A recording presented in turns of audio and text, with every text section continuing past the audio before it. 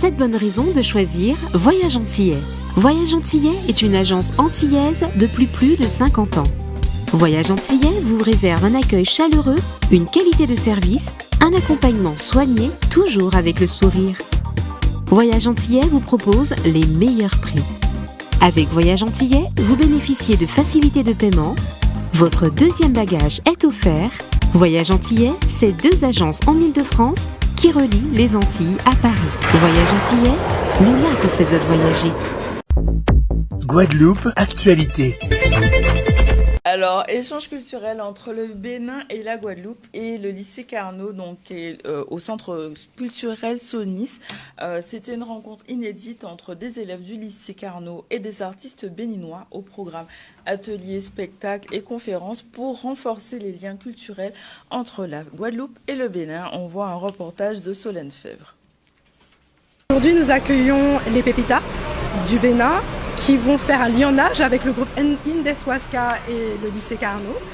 C'est un moment que nous attendons depuis fort longtemps parce qu'au lycée, nous étudions déjà les musiques noires et particulièrement, nous avions par exemple travaillé autour des musiques du Burkina Faso à travers le royaume des Gants. Et justement, avoir un autre peuple qui vient du Bénin et qui sait s'exprimer à travers leurs tambours, c'était un moyen de pouvoir faire le lionnage avec nos tambours à nous, nos tambours K.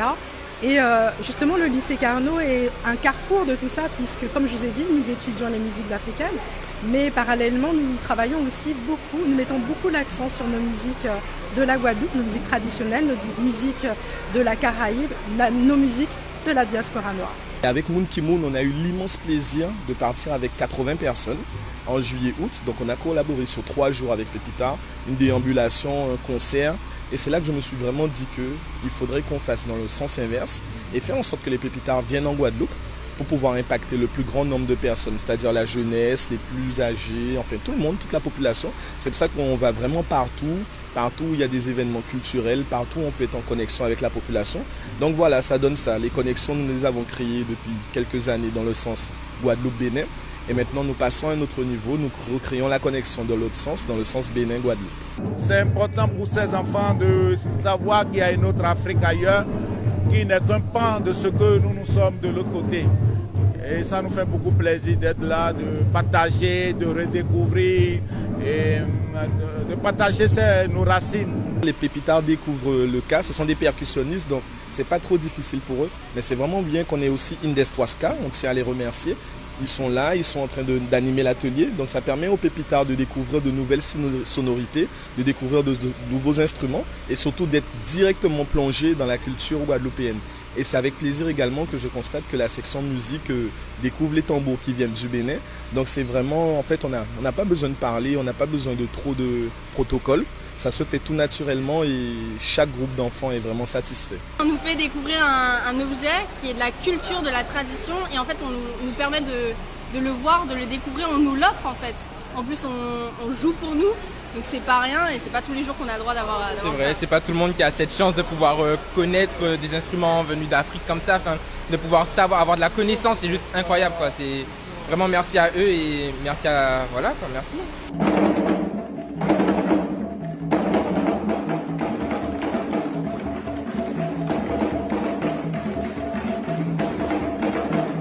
Très dynamique en tout cas. On a l'impression que le Bénin est devenu une dépendance de la Guadeloupe. Bah bientôt. On va au Bénin comme on va à Bastia. Bon, on ne dit même pas juste au Bénin. Hein. Non, bon, ouais. On va aller jusqu'à Paris pour le Mondial du Rhum. Donc, deuxième édition qui se tient au Palais Brognard et une interview de Loïc Tonton faite par Maurice Cessé. Sur le mondial du rhum avec les représentants des rhums des Antilles, notamment de la Guadeloupe. Avec moi, Jean-Marc Alexis qui représente les rhums de la distillerie Beauport. Alors, c'est en première fois qu'on vient ici? Non, pas la première fois. La première fois, on a venu c'était avec Séverin. Là, nous venons ici, Marc Distillerie Beauport. Parlez-nous justement de distillerie Beauport. Mais c'est un nouveau concept que nous avons lancé là. Nouveau concept. Oui, nous disons comme ça. C'est en fait, base là, c'est que comme tout le monde savait, un bazar et on là, c'est quand nous n'y là pour planter quand là, nous n'y quand là. Et nous indépendants à 100% parce que nous ne pouvons pas dépendre des bonnes qualités monde ni pour cultiver là, ni pour planter canne, ni pour récolter canne. Donc c'est pour ça que nous avons dit que nous sommes 100% guadeloupéens et que nous avons besoin pour nous faire. De A à Z de A à Z nous avons fabriqué. Il y a des difficultés à un moment donné, c'est ça on veut dire. Exactement, parce que quand on dit un carré dit encore, si vous n'avez pas de canne, vous ne pouvez pas faire rhum. Or, donc, nous sommes les premiers propriétaires à canne, enfin, planter canne en Guadeloupe. Donc, nous, Mathieu, c'est sûr que nous ne pouvons jamais manquer ça en bon temps. Nous sommes ici pour Mondial du Rhum. Qu'est-ce qu'on attend effectivement comme impact pour distillerie et Beauport? Déjà que le monde savait qu'il y a une nouvelle distillerie qui montait, que nous avons ici distillerie Beauport, donc qui a rappelé donc Beauport, pays de la canne, parce que nous nous situons à Port-Louis, bassin cannier nous qui déjà à la Guadeloupe, c'est déjà une. Et pour contact avec des trois monde également, moi ça j'ai fait pour présenter le produit là, produit que j'ai goûté et que j'ai trouvé fort agréable. Donc c'est déjà ça qui a un bel élan. Nous comptons que le produit là qui a plein de monde et qui a assuré c'est un Guadeloupéen là qui a apprécié, mais d'autres monde également qui a goûté. C'est avec un réel plaisir que j'assiste à cette deuxième édition, parce que l'enjeu est important. Accompagner donc la filière rhum qui touche aussi donc la filière canne. Donc sur Cap-Esther-Bello, nous avons une forte incidence. Déjà donc deux grandes distilleries que sont Longto, Kawekera, plus d'ici à quelques mois donc on devra accueillir aussi Artisans Romiers. Donc c'est dire que Cap-Esther est dans une vraie stratégie autour donc de cette filière. Et important de voir comment elle se porte, puisque derrière ce sont bien entendu des emplois, de la valeur ajoutée et de l'attractivité donc pour le territoire. Et c'est dans ce sens que je me fais le devoir donc d'être aux côtés donc de ces producteurs. Je reviens donc vers vous pour recevoir Madame Guirlande Dialcé qui publié cet ouvrage Structure hospitalière et formation infirmière en Guadeloupe au fil du temps. Bon, bonjour madame. J'avoue que j'ai été très surpris par ce livre parce que je m'attendais à quelque chose de très technique. J'ai même pas envie de le lire au début, honnêtement. Je dis, ouais, encore infirmière, etc. En fait, c'est un livre qui est très documenté. Et j'ai appris beaucoup de choses sur le métier d'infirmière en Guadeloupe. Premièrement, même le centre hospitalier, les centres hospitaliers, premièrement, j'ai vu que les religieuses ont joué un rôle très important dans la santé et chez les infirmières. Deuxièmement, j'ai vu aussi qu'il y a eu beaucoup de bagarres pour la création de l'IFSI, la formation des infirmières, c'était tantôt là, tantôt par là. Quelquefois, c'était gratuit, quelquefois, les coûts n'étaient pas assurés. Et j'ai envie de vous dire que je vous félicite pour l'enquête que vous avez menée. Et c'est vraiment intéressant. C'est un livre à lire et qui dépasse le cadre même. C'est presque l'histoire de la santé en Guadeloupe. Voilà, c'est ce que j'avais à vous dire. Première question, combien de temps vous avez pris pour faire ça? Eh bien, j'ai pris beaucoup de temps. Oui. Beaucoup de temps, parce qu'entre-temps aussi, c'est passé plein de choses. J'ai commencé en 2009. Vous avez vu les témoignages et tout ça. Oui. Et moi-même aussi, vous dites que vous avez été surpris. Moi aussi, j'ai été très surprise. Et pourtant, je suis infirmière de base. Mais infirmière depuis la Guadeloupe? Quand je dis de base, ça a été ma première profession, je veux dire. Mais j'ai commencé, en Guadeloupe. Non, j'ai commencé en métropole. J'ai fait quand même une année, en France métropolitaine. Non, en France métropolitaine. Hexagonale, comme on dit. Donc, en France, c'est mieux. En France, c'est mieux. Hexagonale, j'ai écrit France. D'accord. Ok. Bon, j'ai commencé en France. Oui. Et puis, moi, j'arrive aussi ici. J'ai terminé mes études quand même ici. Et puis, je sais pas, à l'école, au centre hospitalier, j'ai travaillé. Il n'y a même pas d'amphi pour recevoir tout le monde? Non, pas du tout. J'ai travaillé au centre hospitalier dans plusieurs unités de soins. Oui. Et puis, j'ai été submergé par des questions. Questions que les élèves, moi, j'étais plus élève à cette époque-là. Donc, ce sont les élèves, on disait aussi élèves. Et puis, tantôt après, nous sommes devenus des étudiants en soins infirmiers qui venaient me poser des questions. Donc, j'avais pas toujours réponse. Mais ça m'a beaucoup plu, ces questions. C'était une manière aussi pour moi d'aller chercher pour pouvoir mieux connaître. Voilà. Et puis, c'est comme ça que ça m'est venu à l'esprit en disant, mais tiens, si toutefois, effectivement, qu'il y a autant de questions, c'est qu'il y a un besoin quelque part et qu'il manque des connaissances. Et c'est comme ça que je suis partie aller chercher, me documenter moi-même, mais j'ai gardé cela à l'esprit. Oui. Donc, j'ai beaucoup progressé. J'ai terminé mes études, d'infirmière. J'ai travaillé pendant un certain temps. Et puis après, bon, moi, je me suis dit, tiens, ben, si les élèves, les infirmières, les étudiants venaient vers moi me poser des questions, certainement, il y a un manque. Et moi-même aussi, quelque part, ça me valorisait quelque part, en fin de compte. Donc, je suis allée chercher des questions. Et puis aussi, j'ai aussi moi-même aussi aller un peu plus loin, aller faire des études pour avoir aussi la méthodologie de la recherche pour pouvoir me guider et me laisser aussi guider par les uns et les autres. Et c'est comme ça que j'ai pu effectivement écrire pour laisser une trace. Et je pense que c'est l'objectif de ce livre-là, et que les étudiants, certainement, ou les élèves... Vous avez le sentiment, madame, que les choses sont améliorées pour la formation en ce moment? Parce que j'ai entendu beaucoup de bruit il n'y a pas tellement longtemps que, bon, formation, bon, on voulait l'arrêter, après, etc. J'ai le sentiment que le problème de la santé n'est pas pris en compte suffisamment ici. On parle beaucoup, oui. Je ne peux pas dire que la santé ne progresse pas, ça progresse beaucoup, beaucoup de réformes. Mais aussi, comme un peu partout, chez nous en Guadeloupe, il y a toujours eu des petits soucis, des problèmes. Nous ne sommes pas toujours bien équipés, mais n'empêche que nous faisons ce qu'il faut. Les formateurs, l'organisation même, infirmière, l'école, l'institut, nous avons mis en place un certain nombre de choses pour pouvoir avancer. Et nous formons des étudiants, je veux dire, de qualité. Oui, parce qu'autrefois, j'ai l'impression que le diplôme, il était seulement en Guadeloupe, il n'allait pas plus loin. C'est-à-dire qu'il y avait un diplôme en France et un diplôme en Guadeloupe. Non, mais ça, c'était tout à fait au début, parce qu'il y avait des manques. Il fallait former quand même des personnes pour pouvoir prendre en charge les personnes malades. Il y en avait beaucoup à cette époque-là. Et puis, des gens, il y en avait encore, comme on dit, les indigents, il y en avait encore plein, hein, parce qu'il n'y avait pas beaucoup de structures, justement, pour pouvoir recevoir ces personnes qui traînaient dans les rues et tout. Et donc, et c'est comme ça que nous avons aussi progressé. Mais de toute façon, la formation, elle est nationale. Hein. On ne peut pas non plus se faire... on peut adapter, mais on ne peut pas faire ce qu'on veut. Le type de formation. Et puis que la France fait autre chose. Donc nous avons un programme de formation que nous devrions suivre. 3 ans maintenant. Oui. Et à cette époque-là, il fallait au fur et à mesure mettre en place les écoles. Donc nous avons commencé, comme vous avez dit, un peu partout. On n'avait pas suffisamment de structures, il n'y avait pas beaucoup non plus d'étudiants, il fallait se déplacer par-ci, par-là. Et jusqu'à un moment donné, avec la construction du nouveau centre hospitalier, effectivement, il y a eu un bâtiment, quelque chose qui nous a été dédié. Et c'est comme ça que nous avons pu effectivement mettre en place une formation correcte suivre le programme national.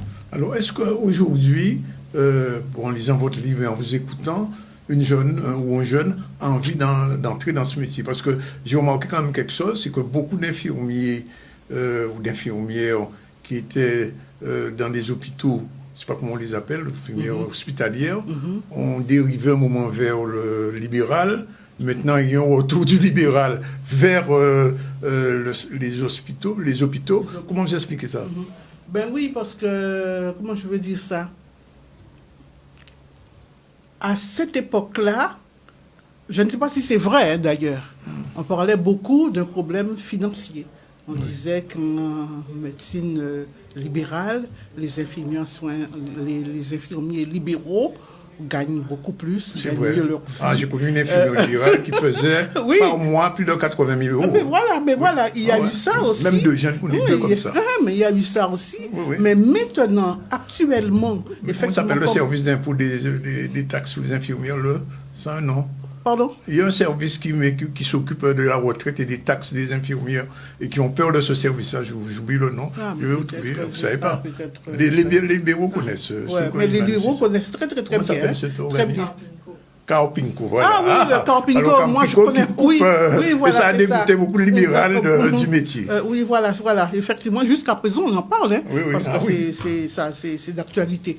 Mais je veux dire que c'est pas évident. À cette époque-là, j'ai toujours entendu dire qu'à l'hôpital, en médecine libérale, on gagne beaucoup plus. On a du mal, vous savez, parce qu'au milieu hospitalier, c'est quand même quelque chose d'organisé. Il y a le management. Oui, il y a un management. Donc, il faut suivre la route. Et puis, voilà. Mais effectivement, pour partir en libéral, travailler en libéral, il faut quand même avoir de la bouteille, comme on dit. Hein. Il faut... Question d'Iman, peut-être, à madame. Non, en fait, c'est vrai que je maîtrise assez peu le sujet sur la formation ici, comment elle a évolué. Et on avait reçu aussi un monsieur qui parlait plus de l'aspect psychiatrique. De l'hôpital psychiatrique. Et c'était assez intéressant de voir justement tout le parcours. Monsieur Aomogon. Voilà. Oui. Vous avez lu son livre, non? Pardon? Vous n'avez pas vu Je n'ai pas lu son livre, mais j'ai déjà... aussi intéressant que oui, on en a déjà parlé, mais j'ai l'intention de le lire, parce que de toute façon, à l'école d'infirmière, en tant qu'étudiant, c'est infirmier, et école d'infirmière, il fallait passer par la formation psychiatrique, et que maintenant, ça n'existe plus. Est-ce qu'il y a assez d'infirmiers ici? Parce que dans le libéral, il y en a beaucoup, mais est-ce qu'il y a suffisamment? Il n'y a jamais suffisamment. Jamais suffisamment. Il n'y a jamais suffisamment. Il n'y a jamais suffisamment d'infirmiers. En plus, il faut les payer. Oui. Ah ben oui. Ah ben oui, il faut travailler. Ça demande une organisation, matin, midi, soir. Il faut qu'il y ait du monde qui assure. Et pour, voilà, mais c'est pas évident. Vous fréquentez toujours l'IPSI? Je suis parti à la retraite. Non, en tant que, je sais pas moi, co-formatrice de manager, tout ça, non? Non, j'ai pris un peu de recul. Ah, bon? Ah oui, du recul par rapport à ça, parce que je vous dis que ça m'a, vous l'avez dit, moi comme on dit, j'ai fait de la recherche importante, et c'était pas toujours évident. J'imagine. Partir comment on appelle ça déjà, à Saint-Claude, à Saint-Claude, partir à Gourbert pour avoir des informations, c'est pas évident. Lire tous les journaux de l'époque. Voilà, tous les journaux. Je félicite pour ce travail. Vraiment. Voilà, et je vous remercie parce que c'est pas toujours évident. Et puis, parler des structures, moi-même, j'ai découvert des choses aussi qui étaient très intéressantes. Quand on parle de par exemple, Saint-Jules, moi, je n'ai pas connu Saint-Jules. Et il y en a mais non, mais en plus, il n'était pas Saint-Jules. Non.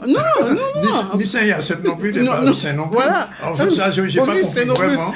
Mais Saint-Jules, effectivement, c'est maintenant le centre culturel de... Oui, et cet hôpital-là, beaucoup de gens n'ont pas connu. De toute façon, moi, je n'ai pas connu du tout. Mais il y a le fait que c'était du côté aussi de le marché à Montréal, que tout le monde connaît. Pour moi, c'est vrai, c'est folklorique. L'Institut, à mon avis, était inséré dans un quartier qui était vraiment un quartier où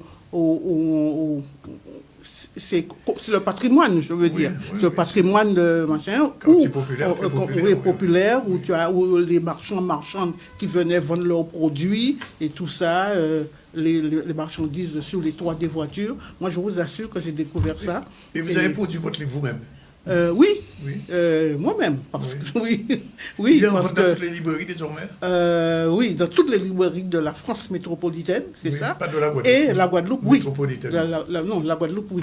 La Guadeloupe, oui. J'ai reçu la commande. Oui. Parce qu'il me fallait commander aussi. Il faut connaître aux jeunes infirmières. Mais justement, parce que je pense j'attendais un petit peu l'évolution, parce que je dois passer par quand même l'IFSI. Je dois passer aussi par le centre hospitalier pour pouvoir au moins faire connaître le livre et pour que les jeunes aussi découvrent. Parce que je vous assure que les jeunes, ceux qui sont dedans là, les jeunes étudiants ne connaissent absolument rien du tout. Non, je suis d'accord avec vous.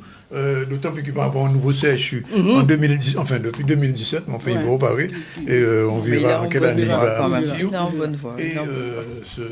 C'est un ouvrage très intéressant, très bien documenté. En tout cas, madame, je vous refélicite et je demande aux jeunes qui veulent embaucher ce métier, entrer dans cette formation d'infirmier ou d'infirmière, lisez cet ouvrage. Il est indispensable. Les parents qui vont regarder à votre enfant, si le parcours subsidié faire le métier d'infirmier, bien, il faut lire cet ouvrage et on attend la suite. O News Radio sur outremernews.fr.